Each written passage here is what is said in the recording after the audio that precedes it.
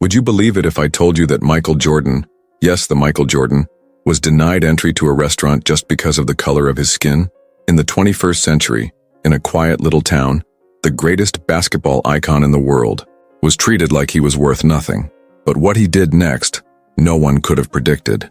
This story defies all expectations, because instead of revenge, he chose redemption. What was supposed to be just another dinner turned into a silent act of justice. A gesture that not only shocked those involved but completely transformed the place. Get ready to feel anger, surprise, inspiration, and above all, hope. Because when a man who has everything in his hands chooses to teach instead of punish, that's when true greatness shines through. And this story, my friend, is a life lesson you'll carry with you for a long time. Oh, and if you enjoy powerful, meaningful, real-life stories like this, don't forget to hit that subscribe button so you don't miss the next one. The night seemed ordinary. One of those evenings when the world slows down and the quiet of a small town wraps everything in a kind of magical calm. Michael Jordan, sports icon and global legend, was strolling through the narrow streets of a charming little town, the kind that feels frozen in time. He was there to visit an old friend, someone who had known him long before the fame and spotlight. No bodyguards, no fuss, just him and a desire to breathe in a little anonymity. He wore a basic hoodie, a flat-brim cap, and discreet sneakers. A look that didn't scream living legend, but rather, just a regular guy.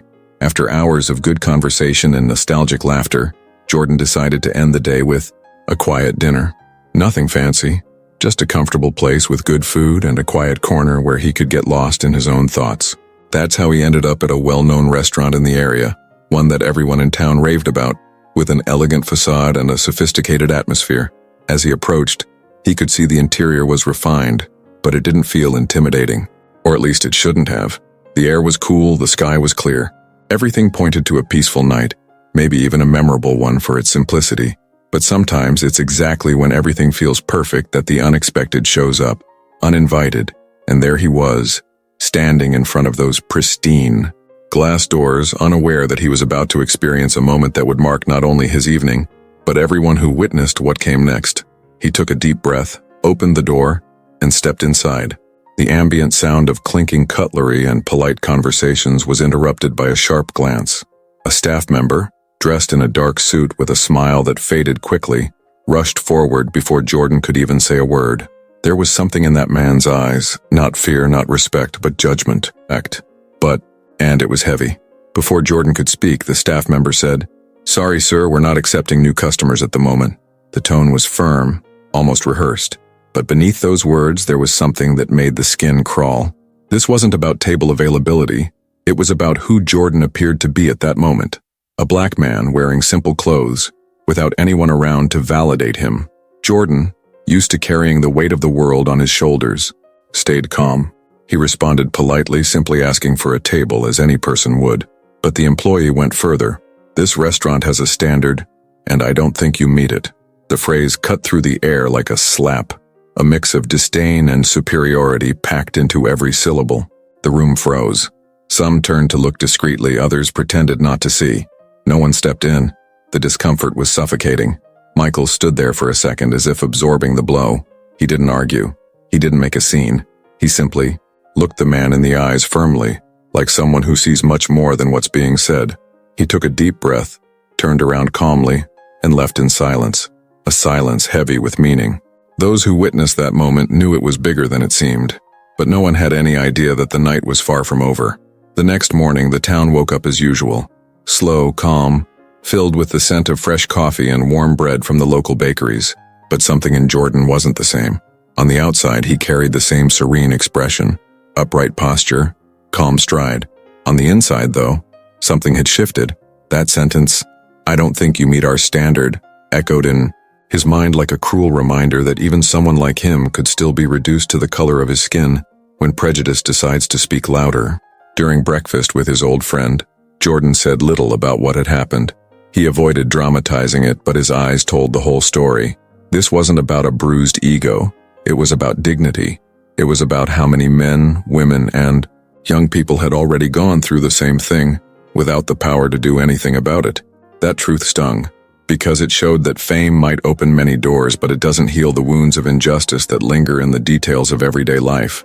While the town went about its usual routine, Jordan made a decision. This wouldn't be just another episode added to the forgotten pile of discrimination cases. Not this time. That very same night, in complete silence, without any fuss, he contacted his team. A few phone calls, a few documents, and by 3:20 a.m. the restaurant had a new owner. At sunrise, Jordan didn't come back as a customer looking for dinner. He returned as someone with the power to transform not just the physical space, but the entire system that had allowed that kind of behavior. He walked in with steady steps and calm eyes, heading straight to the administrative office. There were no cameras, no press, just him and the truth he carried, a truth that didn't need to be shouted to be powerful. Inside, he gathered all the employees. The staff, surprised, exchanged glances, trying to figure out what was happening.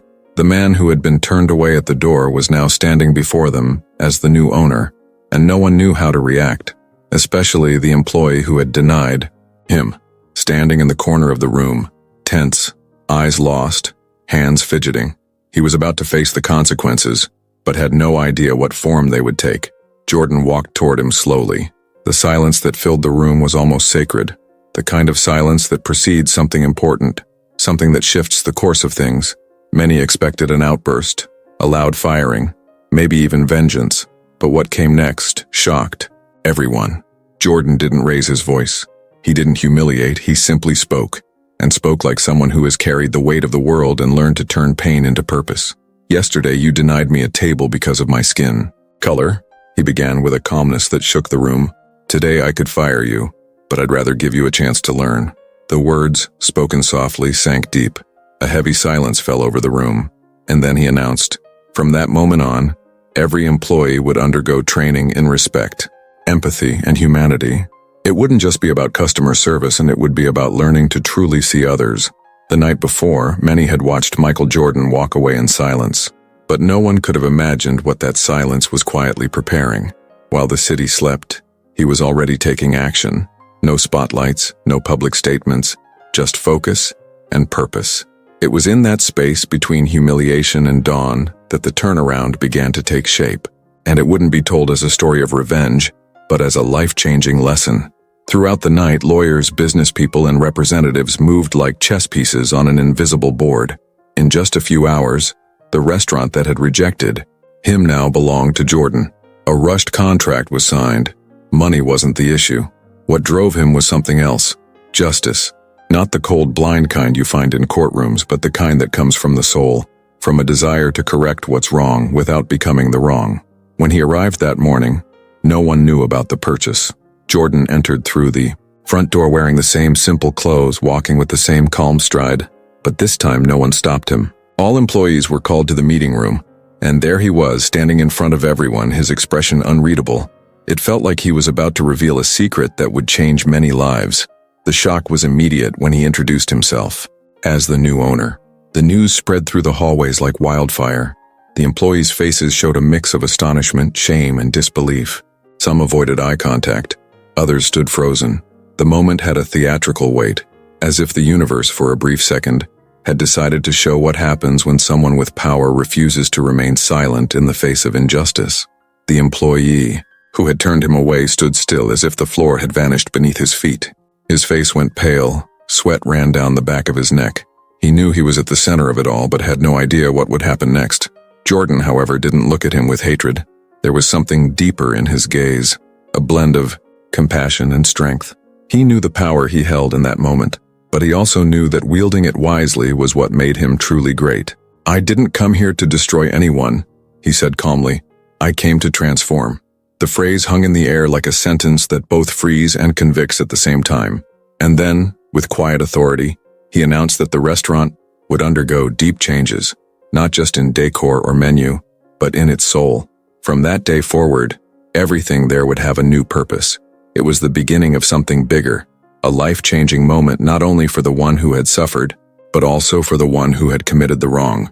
And while many in that room were still trying to make sense of what was happening, one thing was already clear.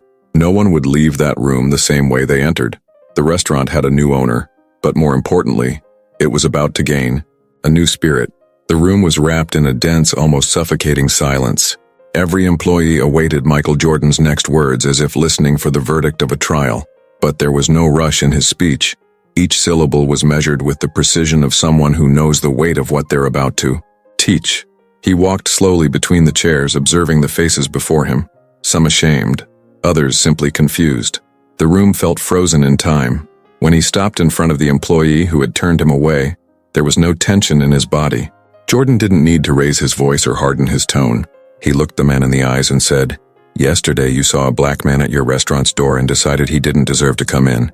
The words weren't spoken with anger. They were spoken with pain, a deep, silent pain that carries centuries of exclusion and humiliation. The employee, visibly shaken, tried to speak, but Jordan raised his hand calmly and continued, "You judged me without knowing who I was. And the truth is, it doesn't matter who I am. I could have been anyone. The mistake is assuming someone is worth less just for looking different." Those words pierced the room like arrows. This wasn't just about him. It was about everyone. About every customer ever silently rejected. About every opportunity denied because of skin color. Emotion rippled through the room. Some employees lowered their heads. Others had tears welling in their eyes. It was impossible to remain indifferent. Jordan wasn't just calling out a single act. He was exposing a social wound that many pretend not to see. And that's when his message took a new direction. Firing you would be easy, forgetting even easier. But transformation requires effort, and that's what I want to offer. He then announced the launch of a mandatory re-education program. It wouldn't be symbolic or superficial. It would be intensive, serious, led by experts, and closely followed.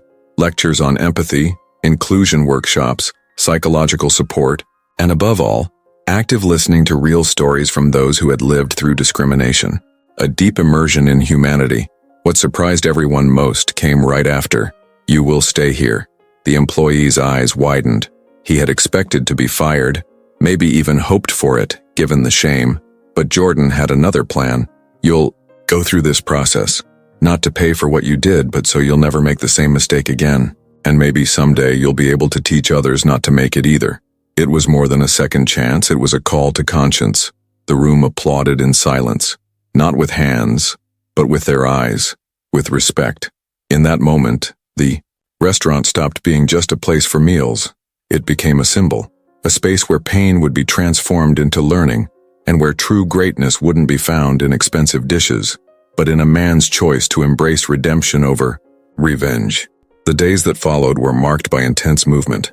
News of Michael Jordan buying the restaurant spread like wildfire, but interestingly, he gave no interviews, made no social media posts, and didn't seek recognition. All he wanted was for real change to happen, far from the cameras and headlines. But it's impossible to hide a transformation that powerful. It was like trying to hold back a sunrise with your bare hands. In a short time, the restaurant went through quiet renovations, not in the furniture, but in its soul. New professionals were hired, black individuals, women, young people from marginalized communities, talented people who had been ignored for too long just because they didn't fit the profile in the eyes of the previous owners. The kitchen, the dining area, the admin offices, every corner now carried stories of struggle and triumph. Customers began to notice the difference, not just in the service, but in the energy. There was something new in the air, something you couldn't see, but could definitely feel. It was respect. It was humanity. It was the feeling of being in a place where everyone, absolutely everyone, was welcome. Many returned just to see if the story was real, and they left with their eyes shining, not from the food, but from the unspoken message the place now carried. The employee who had once turned Jordan away began an intense journey of learning. He attended every training session, listened to emotional testimonies from people who had faced discrimination firsthand, spoke with community leaders, cried during listening sessions, and for the first time, saw the world from another angle. He was no longer the same, and although he knew the past couldn't be erased, he began to walk a path of sincere remorse and rebuilding. Michael's presence at the restaurant was discreet. He didn't manage things hands-on, but he followed every detail closely. Whenever he could, he'd show up quietly, sit at a table in the back, observe, and smile. It was like watching a seed sprout, and he knew that this place now had a purpose far beyond profit. It was a beacon, a reminder that it's possible to change realities when you have the courage to act differently. The story became an example both inside and outside the town. Teachers brought students to visit the restaurant and hear what had happened. Business owners began to rethink their own practices. Communities found inspiration to demand respect, where before there was only silence. Jordan's gesture kept spreading, like a breath of hope in times so marked by intolerance. A simple act of exclusion had turned into a movement of inclusion, and in the end, the phrase he said on that very first day still echoed, "Greatness isn't about retaliating with hate. It's about turning a mistake into an opportunity for change." That phrase became the restaurant's motto, engraved discreetly on a small plaque by the entrance, so no one would ever forget that in that place, before serving meals, they served dignity. Sometimes life puts us face to face with injustice, to test who we really are, and in that moment, standing before blatant prejudice, Michael Jordan showed that true strength doesn't come from shouting. It comes from choosing to act with awareness. He could have crushed, fired, forgotten, but instead he chose to teach, he chose to transform. Now think honestly, what would you have done in his place? Would you have had the same calm, the same sense of purpose? How many times have you seen someone being judged by their appearance and stayed silent? This story isn't just about racism. It's about character, responsibility, and using what we have to bring real change to the world around us. Do you believe people can still change? That it's possible to re-educate, reconnect, rebuild? Or do you think some people just don't deserve a second chance? Share your thoughts with us in the comments. We want to hear what you think. And if stories like this make you reflect, if they move you in any way, make sure to subscribe and hit the notification bell. Because here every video brings not just a story, but a new way of seeing the world. And the next one might be even more powerful than this one.